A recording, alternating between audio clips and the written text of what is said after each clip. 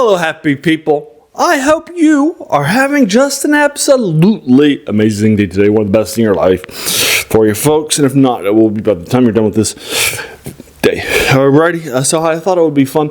Last Friday I did my top 10 musical artists of all time. So today we're doing my top 10 musical albums for you folks. Now, just as a heads up, this is not going to be any greatest hits things, right? And that sort of thing. So if they are on that, so for example, the Moody Blues greatest hits or Billy Joel's greatest hits wouldn't be on here. Not a compilation. They need to be an actual proper album. Make sense? All right. So let's get started with number 10. And I'm sorry about this right up front, but it's my list. And this is Linkin Park's 2000 debut album, Hybrid Theory. It's a new metal. I know a lot of people may not like it because of how overplayed it was, or all that has a huge number of hits, and that sort of a thing. It's one of the best-selling albums in nu metal's history. Really put them on the map in a major way from 2000. But so I think it was deserving at the time. Love it lots for a lot of reasons and such. So there you are. That's number 10. Is Linkin Park's 2000 debut album, Hybrid Theory. All right, number 9 is to the Moody Blues, and this is A Question of Balance from 1970. This is progressive rock. For you folks, it's symphonic rock, and that sort of thing. So the question is the first song on the track, and then it has a bunch of different songs like Melancholy Man and that sort of thing, and then it finishes with Balance, and so it's actually A Question of Balance actually are the first and last songs, and so I think that those are very, very strong songs. Questions are strong songs. Love it lots and such. I love that album, love it so much. All right, number 8 is VNV Nation's Empires. VNV Nation is a British group, and so forth. This is 1999. It's a future pop genre, and that sort of a thing. So the idea here is that this is a duo. This album really put them on a map in a major way. It was like a third album. I bought it from a local USA album of stuff on a CD. And from that sold a lot of electronic titles either out from outside the states that are like Wolfsheim, or things like smaller independent labels like The Echo and Green. So I bought this from that, loved it lots. It's my favorite VNV Nation album. It made a lot of money too. Put them on the map in a way. So that's VNV Nation's Empires at number 8. Now, number 7 is Depeche Mode's Songs of Faith and Devotion from 1993, and that sort of thing. I bought this from my game store. Had some albums for sale, and that sort of a thing back in the 90s when I bought this. And that sort of a thing. Love this so much. Now, I know that this might not be the biggest fans of Depeche Mode and that sort of thing, because it's all about, it's got a more rocky feel than the new wave or the synth pop they were known for from things like, or electronic, from like Violator and that sort of thing, previously hitting and that sort of thing. But I just definitely enjoy the Songs of Faith and Devotion so much. All right, and number 6 is the highest hitting Pet Shop Boys album of all time, and this is Very from 1993.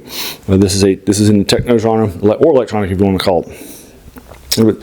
So much. I definitely feel like every song on this album is just an incredibly strong thing, and that sort of thing. It didn't have as many hits or hit as high as some of the previous ones with Pet Shop Boys, but the album is so strong.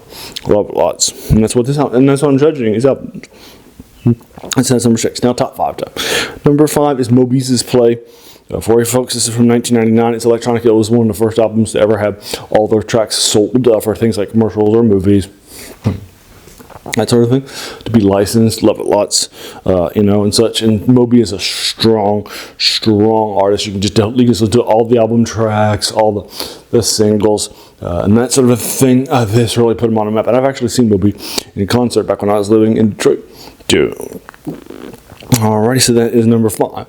Number 4 is Backlash's Impetus from 2001. This is a Swedish synth pop group and that sort of thing. Again, I bought them from the same place that I bought V&V Nations is Empires. It's my favorite album. I picked it up from So Strong Stuff. Love it lots from beginning to end. And that sort of thing. And so I've actually picked up some other Backlash songs here and there too. And that sort of a thing. Love it. Just incredibly strong stuff. All right, now number 3 is Chicago's Chicago 2 from 1970. This is more of the jazz fusion things. If you recall from my previous one, I talked about the Chicago influence in my life. And jazz fusion being one of my favorite genres, particularly from the late 60s and early 70s, like in this era. 2, it's a double album, classic stuff. This actually, the first album was Chicago Transit Authority, also a double album too. They released some singles from it, like Beginning, so does anyone really know what time it was, but they actually didn't hit the top 40.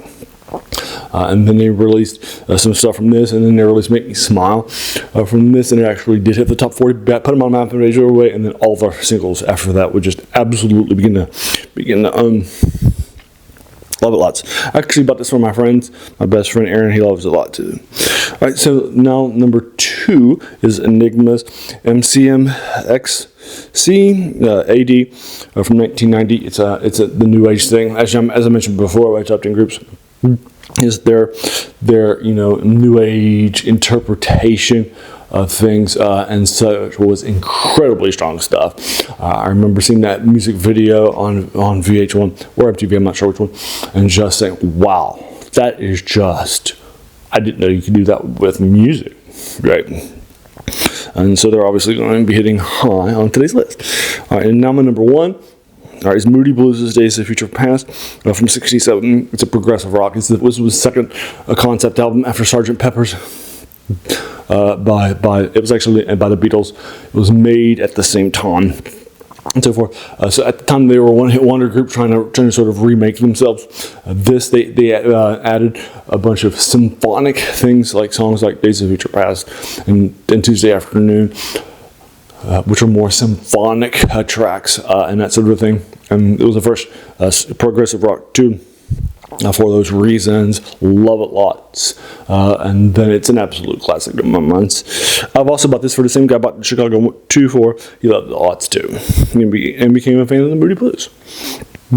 All right, so there are. So those are my top 10 albums of all time. Let's go over them just real quickly. Number 10 is Linkin Park's 2000 Hybrid Theory. Number 9 is the Moody Blues' A Question of Balance from 70. Number 8 is V&V Nations' Empires from 1999. Number 7 is Depeche Mode's Songs of Faith and Devotion from 93. Number 6 is Pet Shop Boys' Very from 93 too. Number 5 is Moby's Play from 99. Number 4 is Backlash's Impetus from 2001. Number 3 is Chicago 2 from 70. Number 2 is Enigma MCMXCAD from 90.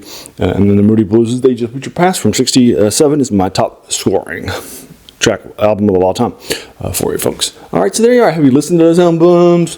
What do you think of them? And then, what's your top 10 musical albums of all time? Not compilations, like greatest hits stuff and that sort of a thing. Love to hear about it in your thoughts. Right? Everybody's opinion is just as valid as mine is. Right? And that sort of a thing. So I'd love to hear what yours are and that sort of thing.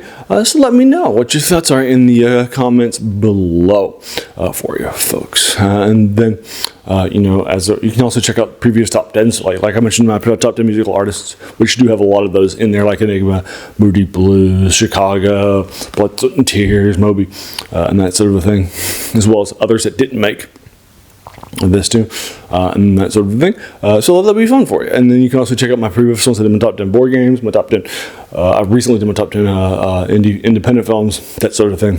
There's lots of films, like my top 5 silent films pretty recently, and that sort of thing. There are lots of films too. So if you like that, check those out. Alrighty, on Saturday, tomorrow, I'll do my serial Saturday that I dedicate to the forgotten, lost telling of genres. Tomorrow we'll be getting back to movie serials. Last Saturday, I watched the 12 episode, The New Adventures of Tarzan from 35, which I've never seen before, for Fish Channel. So we'll be going back to that. I've also recently done the first and second seasons of Doctor Who in television. Then we went back and forth to movies and that sort of thing. I've done the Spider's Web, which is heavily influential on Spider-Man, or things like The Crimson Ghost, Flash Gordon, Buck Rogers, and not Tarzan stuff. This is not the one starring Buster Crabbe. So those sorts of things, lots. So if you enjoy that stuff, you definitely want to check those out too. That day too. And then on Wednesdays, I do my older video game reviews. I did Don't Starve on its 12th anniversary, and that sort of thing, which is heavily influential and has a ton of modern things that I love based on it. Monday, I do reviews of older modules or things from the Dungeons and Dragons, first Dungeons and Dragons RPGs or war games like BattleTech and that sort of thing. So I just recently finished up the 7 module super module series. I started in B1 through Q1. Just finished that up. And I also recently did things like Castle Amber review, or the Isle of Dread, or The Lost City, rather, by Tom Mulvey, that sort of things. Or also the Assassin's Knot too, and The Secret of Bone Hill. So if you like those things, check them out. And then, like, all those are older, and then I try to do 3 reviews a week of older things that are in the 3 genres that I cover: science fiction and fantasy and horror for you folks. All right, and so there you are. So if you like those older things, you definitely want to check out my video.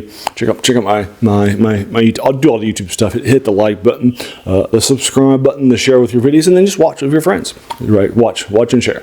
Those are the key ways to grow it. You can also hit the bell icon too if you're just feeling so frisky to be notified of my 7 videos a week. There you are. Thanks again. Also, as you can tell from all these older things, that's the passion, and also the title of those names comes from too, which is the worst thing about new books. That's a quote by a French philosopher, Jacques Joubert, who said that the worst thing about them was that they kept us from reading the old ones. Right? There's definitely more stuff out there. Alrighty. So there you are. In this case, you're not reading it. You're watching it or listening to it, and those sorts of things, or playing it in a video game. But you get the idea. We stand on the shoulders of giants, but in our pursuit of the new book, the new movie, the new video game, we oftentimes forget that these things are standing on the shoulders of giants. Not that they're bad, but sometimes the things that we haven't played or haven't played in a while are better, right?